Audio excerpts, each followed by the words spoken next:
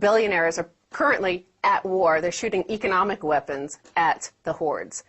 Headline reads, IMF backing gold market. So the International Monetary Fund plans to sell 191.3 tons of gold on the open market, they announced, after markets closed in New York. And the headline then shortly followed after, gold futures drop sharply on IMF sales. So remember, in the aftermarket, the only people who populate that are insiders, governments, and, you know, the big guys. And the markets dropped, the gold price dropped by 1.6%. As soon as real markets opened again, the price skyrocketed. I smell a rat. Well, remember Gordon Brown sold half of Britain's gold at $250 an ounce, a multi-decade low. So these people who supposedly know something usually know nothing. The IMF, of course, is making a big boo-boo if they hope to collateralize any kind of special drawing rights or do anything productive going forward if they're going to get rid of all their gold. Meanwhile, India, they just bought 100... Well, they bought the last 200 tons on an off-market sale. So the IMF is now saying they're going to do this on-market. And why would they want to why would they want to scare people out of the market? And that's what many people argue, that gold is the only honest money in the world. In a world now just filled with fraud. Fraudulent derivatives, fraudulent fiat currencies, fraudulent governments, fraud, fraud, fraud everywhere. So I want to take you back to the end of last month at Davos. Take us back to the end of last month. To show you what the IMF may be doing. They may have taken a page out of George Soros' book. Davos 2010. George Soros warns gold is now the ultimate bubble. And this is a headline from The Telegraph at the time, the end of January 2010.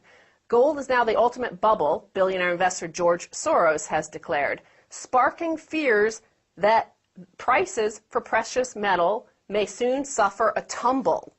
Yeah. Cut to now, George Soros buys gold despite dubbing it the ultimate bubble. So in fact, while he was saying that, he actually doubled his gold holdings and bought 11,000 options, call options. That's a lot. Yeah, I challenged George Soros to come on this show and debate me. I know he won't because he's an intellectual lightweight compared to my understanding of how these markets work, because we actually show how the market frauds are committed. He's just playing the media game by going to Davos and using it as a bully pulpit to talk up his position. He's using it to manipulate his own profits. Well, but also the headline when George Soros, the most famous hedge fund manager in the world and history, is saying gold is in a bubble and you should get out, it's a disaster, that got big headlines through all the media. The fact that he actually doubled his gold holdings is just being reported in the financial media. It's not the same people who sold out won't be necessarily seeing this headline. The problem with Soros is that he has Jim Rogers envy. Because I think Jim Rogers is kicking Soros's butt in the investment arena in the last 10 years, and Soros is out there trying to get a date with Sharon Stone. He should be managing his money. Well, and so what do the rich possibly know? Why are they buying all this gold? Why are they trying to shake people out of their gold positions at this point? Headline reads, U.S. bank lending falls at fastest rate in history. This is bank lending in the U.S. has contracted so far this year, 2010, at the fastest rate in recorded history. That's right. Lending has fallen by over $100 billion since January, plummeting at an annual rate of 16%. Prior to this, it was down at 10%. Well, this is credit contraction or deflation, which actually creates a situation of negative real interest rates. And this is what's driving the price of gold, actually, because if you take the CPI and you subtract it from the rate that the Federal Reserve is offering, you end up with a negative real interest rate. It's like buying a CD at a bank and locking in a loss by the end of the year. You're locking in loss of purchasing power. And whenever these currencies go through a period of loss of purchasing power, of course, people go into gold as a way to safeguard their purchasing power. And obviously, guys like Soros and also Paulson, John Paulson, who runs a huge hedge fund manager, and Paul Tudor Jones, they're also buying gold hand over fist because they realize that after the deflationary collapse comes the hyperinflationary tsunami. But what I'm also saying is that the economic apocalypse is upon us because these numbers, the U.S. lending numbers and the M3 numbers, the M3 broad money supply numbers,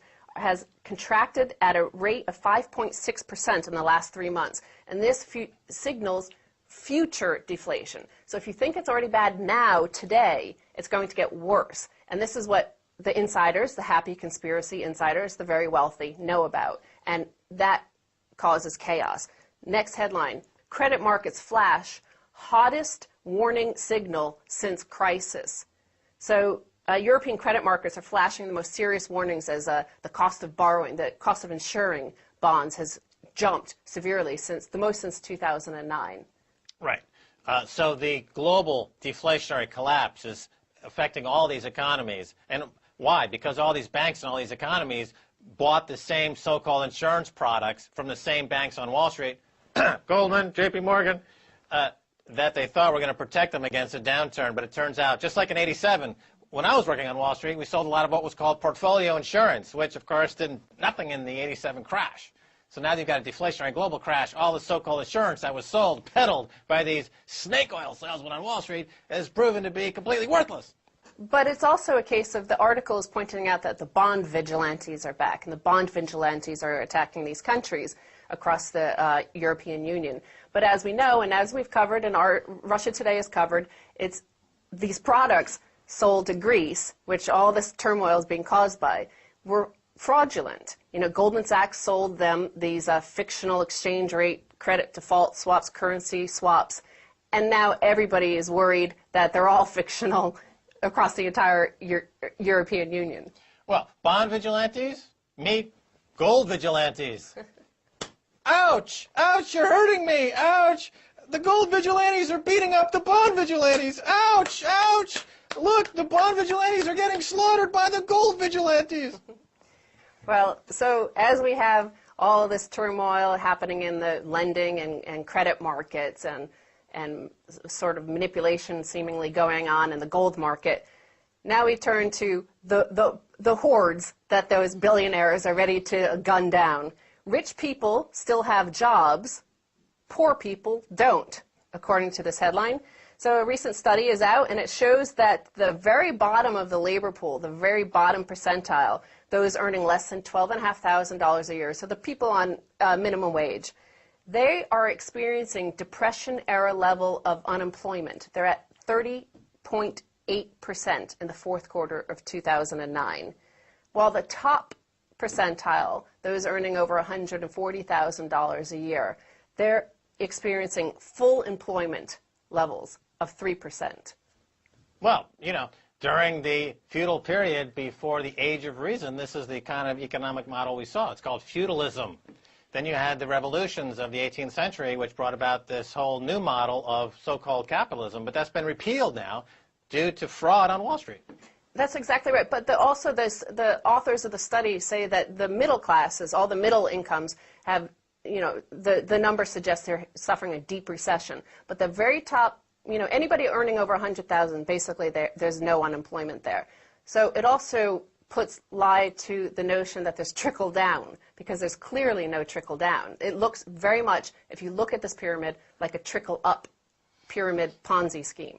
Yes, the trickle up is clearly in place. This is what Barack Obama never figured out when he took office, is that the whole model is to transfer billions, hundreds of billions, trillions of wealth up to the ruling banking elite class in this neo-feudal model. And I still don't think he gets it yet.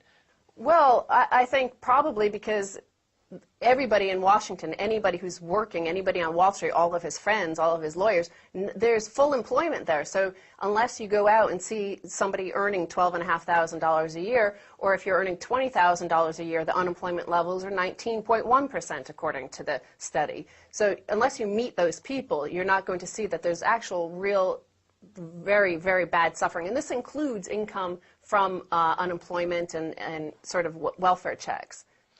Well, you know, our friend Dmitry Orlov, who wrote that brilliant essay about the collapse gap, talking about the collapse of the Soviet Union, is prelude to a collapse in America, and we're seeing that in America now for the same reasons. America's bankrupted itself on specious war interventions and genocide committing in places like Iraq, and now they're in Afghanistan, and now they're saber-rattling in Iran. With what? Borrowed money from China? Meanwhile, China's saying, we're not going to lend you any more money. Where are they going to get this money from? Well, they're going to print it up in the basement. That's hyperinflationary. And I have one final headline regarding this unemployment situation. So, because, as you mentioned, the United States and all the states within it are going bankrupt, they're having to release prisoners early.